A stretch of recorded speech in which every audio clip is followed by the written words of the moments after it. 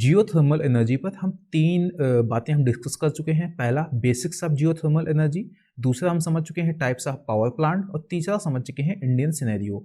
आज हम जानेंगे जियोथर्मल एनर्जी के मेरिट्स एंड डीमेरिट्स, बोले तो गुण व दोष। सो पहले स्टार्ट करते हैं हम मेरिट्स से। तो पहला इसका बेनिफिट है, ये क्या है, नवीकरणीय है, ठीक है ना, रिन्यूएबल है, ये कभी खत्म ना होने वाली ऊर्जा है। ऐसा नहीं है कि आपको ऐसा कोई डर हो कि ये 500 साल बाद ये खत्म हो जाएगी, नहीं। जो अर्थ के कोर में रेडियो एक्टिव विक्टन से बहुत सारी एनर्जी रिलीज होती रहेगी, वो मेंटल में पहुंचेगी, फिर वो क्रस्ट में पहुंचेगी और हम उसका हमेशा यूज कर सकते हैं। तो पहला बेनिफिट। दूसरा है रिलायबल। जैसे सोलर एनर्जी में क्या है, बादल आ गए, एनर्जी जनरेट नहीं होगी, ठीक है ना। विंड एनर्जी में क्या है, हवा तेज नहीं चली तो ये एनर्जी जनरेट नहीं होगी। लेकिन यहाँ पर ऐसा नहीं है, हजारों साल से वहाँ पर एनर्जी उस क्रस्ट में, उस लोकेशन से एनर्जी रिलीज हो रही है और वो होती रहेगी। यानी कि ये जो जियोथर्मल एनर्जी है, ये जो वेदर कंडीशन है ना, उस पर निर्भर नहीं करती है। कि ऐसा नहीं है कि अगर बादल आ जाएंगे तो जो पृथ्वी से कम एनर्जी निकलेगी, ऐसा नहीं है। इसके अलावा क्या होता है, लो एमिशन, ठीक है ना। Geothermal energy is a low emission energy source, ठीक है ना। यानी कि अगर आप जियोथर्मल एनर्जी प्रोड्यूस करते हो, उसका यूज किया जाता है, तो जो ग्रीन हाउस गैसें होती हैं ना, वो रिलीज नहीं होती हैं। तो तीसरा फायदा ये है, ठीक है ना, जो ग्लोबल वार्मिंग की समस्या है उससे भी मदद मिलेगी निपटने में। इसके अलावा है कॉस्ट इफेक्टिव। देखो दो तरीके की कॉस्ट होती हैं, एक होती है अपफ्रंट कॉस्ट, यानी कि जब वो पावर प्लांट इंस्टॉल किया जाता है उसको बोलते हैं। दूसरी होती है ऑपरेशनल कॉस्ट, ठीक है ना, यानी कि जब वो उससे जनरेट की जा रही होती है इलेक्ट्रिसिटी।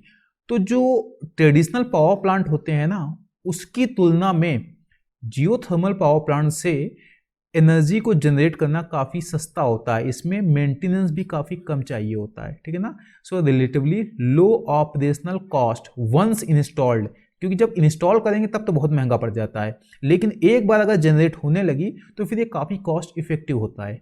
आगे समझते हैं।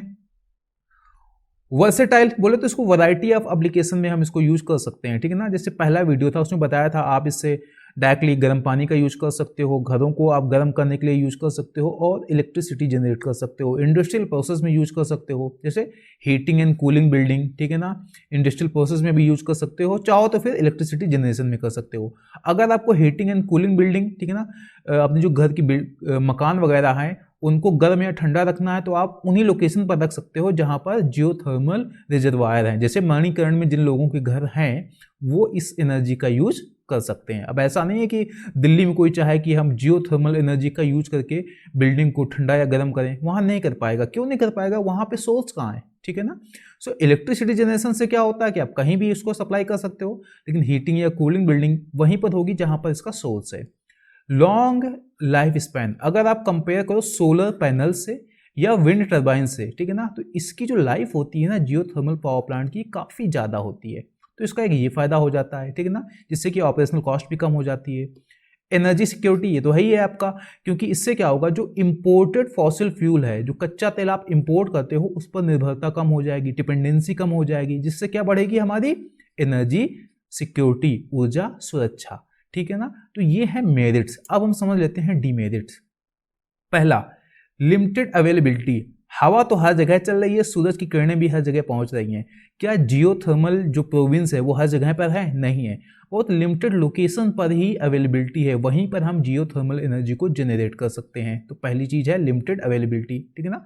सो geothermal energy is only available in areas with suitable geological condition, ठीक है ना, meaning it is not viable energy source everywhere. जैसे आपकी सूरज की किरणें तो हर जगह पहुंच रही है ना, ये ऐसा नहीं है। दूसरा, हाई अप फ्रंट कॉस्ट। आपको बताया था कि ऑपरेशनल कॉस्ट तो कम है, यानी एक बार अगर पावर प्लांट लगा दिया तो फिर दिक्कत नहीं है, लेकिन पावर प्लांट लगाने में अब बड़ी समस्या खड़ी होती है, बहुत महंगा आता है। Building a geothermal power plant can be expensive, requiring significant upfront investment. हो सकता है कि आपको एक पावर प्लांट लगाना पड़ जाए तो बहुत पैसा खर्च करना पड़ जाए। आगे क्या है, इन्वायरमेंटल इम्पैक्ट, ठीक है ना। जियोथर्मल एनर्जी के जब बेसिक्स बता रहे थे तो आपको बताया था ड्रिलिंग की जाती है नीचे की ओर, ठीक है ना। देखो इन्वायरमेंटल इम्पैक्ट क्या हो सकता है कि वैसे तो एक क्लीन एनर्जी है, ठीक है ना, साफ ऊर्जा है, एकदम स्वच्छ ऊर्जा जिसको हिंदी में बोलते हैं, लेकिन जब आप ड्रिलिंग करते हो, ठीक है ना, और वहाँ से एक्सट्रैक्शन करते हो तो उससे क्या हो सकता है, बहुत सारे इन्वायरमेंट को नुकसान पहुँच सकते हैं, ठीक है ना। क्योंकि जहाँ पर ये सोर्स हैं, जियोथर्मल एनर्जी के रिजर्वायर हैं, ठीक है ना, वहाँ पर वो लोकेशंस बहुत ही स्टेबल नहीं है। तो अगर वहाँ पर आप ड्रिलिंग करोगे तो पॉसिबिलिटी है कि हो सकता है जो ज़मीन धंसने लगे। जैसे मणिकरण वगैरह की बात करो, हिमाचल की बात करो, या फिर कश्मीर की बात करो, तो पहाड़ी रीजन है, तो आप ड्रिलिंग कर सकते हो, तो हो सकता है कि वो धंसने लगे। या फिर जब आप एक्सट्रैक्शन कर रहे हो, ठीक है ना, वहाँ से ड्रिलिंग करके चीज़ें बाहर निकाल रहे हो, ठीक है ना, तो फिर क्या होगा, ग्रीन हाउस गैसें भी निकल सकती हैं, तो इन्वायरमेंटल इम्पैक्ट सामने आ सकता है। रिसोर्स डिप्लीशन, अब ऐसा नहीं है कि बहुत ज़्यादा आप यूज कर सकते हो, ठीक है ना, कि हो सकता है कि आप बहुत ज़्यादा यूज करो तो धीरे धीरे उस पावर प्लांट की इफिशियंसी कम हो जाए। अब ऐसा तो ये तो नहीं कह सकते ना कि अब कोर में एनर्जी सीधे पूरी कोर की एनर्जी हम सोख लेंगे, ऐसा पॉसिबिलिटी नहीं है। लेकिन हो सकता है कि जब आप ओवर यूज करने लगो किसी भी लोकेशन में, किसका, जियोथर्मल एनर्जी का, तो हो सकता है वहाँ पर जो पावर प्लांट लगा हुआ है उसकी इफिशियंसी कम हो जाए। जब इफिशियंसी कम हो जाएगी तो वहाँ एनर्जी को जनरेट करने की जो पैसे लग रहे हैं, समझ गए ना, वो काफ़ी महंगा हो जाएगा, ठीक है ना, जो वहाँ जो जनरेशन होगा एनर्जी का वो काफ़ी महंगा हो जाएगा। तो ये भी एक समस्या है, ठीक है ना। So over use of geothermal reservoir can lead to resource depletion and decline in the efficiency of geothermal power plants. Okay, तो ये क्या है हमारे डीमेरिट्स। आगे समझते हैं लोकेशन डिपेंडेंट। लोकेशन डिपेंडेंट का मतलब क्या हुआ, वही है कि आप हर जगह, ठीक है ना, आप छत पे सोलर जो प्लांट होते हैं, सोलर पैनल हैं, वो लगा सकते हो, लेकिन क्या ये ऐसा कर सकते हो, नहीं कर सकते हो। आपको अगर जियोथर्मल एनर्जी जनरेट करनी है इंडिया में तो आपको मणिकरण जाना होगा, ठीक है ना, आपको तत्त पानी जाना होगा, वहीं पर आप इसे जनरेट कर सकते हो। तो एक ये समस्या है, लोकेशन डिपेंडेंट है। तो लेकिन इसमें कोई बहुत बड़ी समस्या नहीं कहेंगे कि बहुत सारे जो डैम्स वगैरह बने हैं वो भी कुछ हद तक लोकेशन डिपेंडेंट तो हैं ही। इसके अलावा सेंसिटिव इकोसिस्टम, इसको तो कहा जा सकता है, क्योंकि जितने भी जियोथर्मल जो प्रोविंस हैं, ठीक है ना, वो बेसिकली बहुत ही सेंसिटिव लोकेशन में पर हैं। जैसे हिमालय रीजन में आप पूरा का पूरा देख लो, या खंबात की खाड़ी में, तो हो सकता है कि वहाँ के जो इकोसिस्टम को डिसरप्ट कर दें, ठीक है ना। सो जियोथर्मल एक्सप्लोरेशन और ड्रिलिंग कैन डिसरप्ट और डैमेज द इकोसिस्टम, ठीक है ना, इकोसिस्टम को डैमेज कर सकते हैं, particularly in areas with the unique और रेयर बायोडाइवर्सिटी। अगर आप हिमालयन रीजन में जाते हो तो हो सकता है वहाँ के इकोसिस्टम को काफ़ी नुकसान भी पहुँचा दें।